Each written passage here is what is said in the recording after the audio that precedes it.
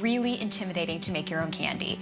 Thermometers are involved, tempering chocolate, but it's really simple, and I'm going to show you how to make some delicious candy using things that are probably laying in your pantry.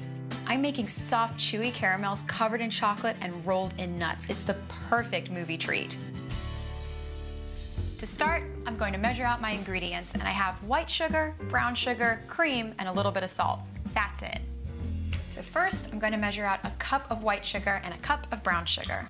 I love this recipe because I'm using brown sugar as well as white sugar. The brown sugar gives it this sort of deep, rich, mapley flavor that is so good. So right into the pot it goes. And now I'm just going to pack my brown sugar, just by pressing it down lightly. And you don't need it to be a hockey puck, you just want it to really condense into the cup. So a little more to top it off. That looks good. In it goes. And now I'm gonna add my salt, and I'm using a really mild, really lovely sea salt. And salt and caramel are just kind of meant to be together. The saltiness really offsets the super sweetness of the caramel, so I love adding a little bit of salt. So now I'm gonna add my cream, and this is what gives the caramels their lovely chewy texture. So that's 1.5 cups. And this is to make a really thick, moldable caramel. This isn't for a caramel sauce or anything that I want to be runny. I want it really nice and thick. Okay, I'm gonna give this a stir, and then I'm gonna pop it on the stove.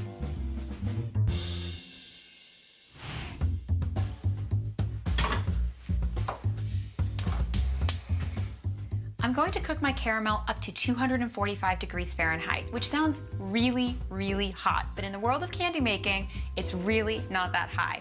This is going to be at a softball stage, which means it's going to be really melty and moldable, and you can roll it in your hands. Toffee, for instance, is really brittle because it's cooked to a much higher heat, about 300 degrees. So that's called a hard crack because it cracks.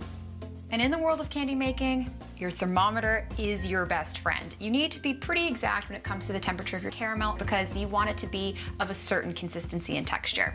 So it even has the handy little descriptions right here. So it says softball, hardball, soft crack, hard crack. So depending on what kind of candy you want to make, it will help you. And you want to make sure that it doesn't touch the bottom of the pan, that it's just submerged into the liquid. This way it gives you a really accurate reading. So in it goes. My caramel is up to 245 degrees, so I'm going to turn it off the heat, take out the thermometer, and I'm going to add my vanilla. So I turned it off the heat because vanilla burns pretty easily, so I don't need that extra flame when I'm adding this. And I like a lot of vanilla, so 2 teaspoons. Gonna give it a quick stir just to integrate it. And make sure to use a heat-safe spatula. You don't want anything to melt. And that looks really great. I'm now going to pour it into a buttered pan, and I'm just going to let it come to room temperature. If you want to make this go a little bit faster, you can definitely stick it in the fridge, but don't let it get too cold because we're going to be rolling them into balls later.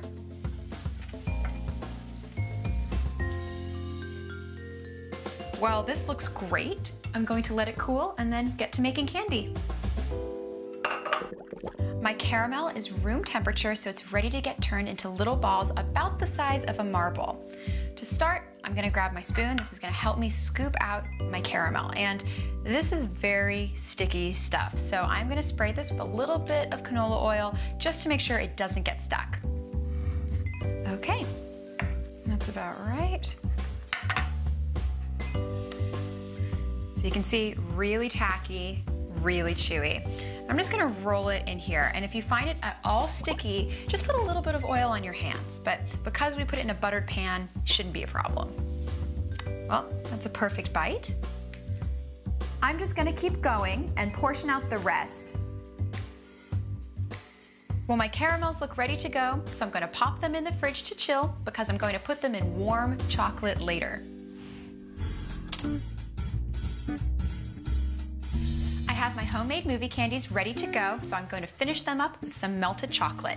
And what you see here is I melted my chocolate using a double boiler or a bain-marie, and it's really simple. I just make one at home. I use a glass bowl and I put it on top of a pot that's filled with boiling water, and I let the steam do the work.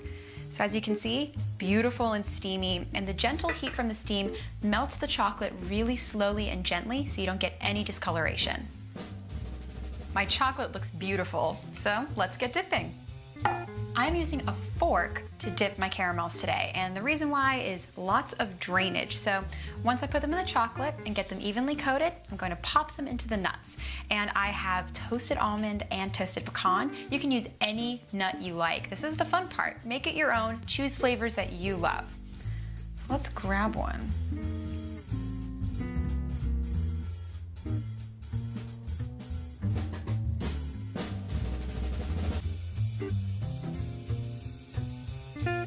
Another fun idea is you can dip it in chocolate and then just sprinkle it with nuts so it just gets a little bit of that crunch on top. Or if you're not really into nuts, just plain chocolate. Well, all I have to do is pop my homemade candy into the fridge to chill until I want to have a bite, and this definitely is not a guilt-free treat, but it's movie night, so I have to enjoy myself.